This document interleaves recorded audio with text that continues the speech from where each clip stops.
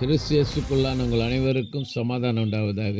இன்றைய தியானத்திற்காக எடுத்துக்கொள்ளப்பட்ட வேத வசனம் ஏசாயா 26:4. கர்த்தரை என்றென்றைக்கு நம்புங்கள், கர்த்தராகிய யெகோவா நித்திய கன்மலையாக இருக்கிறார். அல்லேலூயா. ஏசாயா தீர்க்கதரிசி சொல்றார், கர்த்தரை நம்ம எப்பொழுது நம்பணுமா? என்றென்றைக்கும். வாழ்ந்திருக்கும் போதும் சரி, தாழ்ந்திருக்கும் போதும் சரி, வியாதி நேரத்திலும் சரி, சுகமுள்ள நேரத்திலும் சரி, நிறைவாக இருக்கும்போதும் சரி, குறைவாக இருக்கும்போது, எல்லா நிலைமையிலும் ஆண்டவரை நம்ம நம்பணும். அதான் பவுலடியார் அழகாக சொல்லார் கொரிந்திய சபைக்கு சொல்லும்போது, இம்மைக்காக மாத்திரம் நாம் கிறிஸ்து மேல் நம்பிக்கை உள்ளவர்களாக இருந்தால் எல்லா மனுஷரை பார்க்கல நம்ம பரிதபிக்கப்படத்தக்கவர்களாக இருப்போமா. இம்மைக்காக மாத்திரம் கர்த்தரை நாம் நம்பக்கூடாது.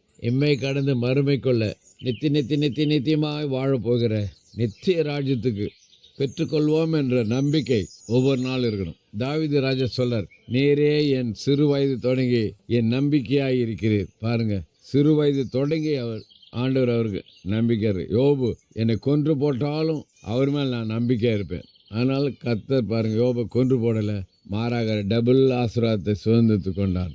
அவங்க இன்றைக்கு நாம கூட யோபை போல, தாவீதை போல நாம் கர்த்தரை நம்ம என்றென்றைக்கு நம்ம நம்புவோம், சித்தி பெறுவோம். கர்த்தர் நம்மை ஆசீர்வதிப்பாராக. செபிப்போம். நேசிக்க நல்ல தகப்பனே, நாளில் கொடுத்த நல்ல வார்த்தைக்கு நன்றியப்பா. நாங்கள் எப்பொழுதும் உம்மை நம்புகிற மக்களாய் ஜீவிக்க கர்த்தர் கிருபை தாரும், ஆசீர்வாதம் பலப்படுது. இயேசு நாமத்தில் ஜீவிக்கிற நல்ல பிதாவே, ஆமென். நம்முடைய கர்த்தரும் ரட்சகருமாகிய இயேசு கிறிஸ்துவின் கிருபையிலும் அவரை அறிகிற அறிவிலும் வளருங்கள். அவருக்கு இப்பொழுதும் என்னென்றைக்கும் மகிமை உண்டாவதாக. நம்முடைய கர்த்தராக இயேசு கிறிஸ்துவின் கிருபை உங்கள் அனைவரோடு கூட இருப்பதாக. ஆமென், ஆமென், ஆமென்.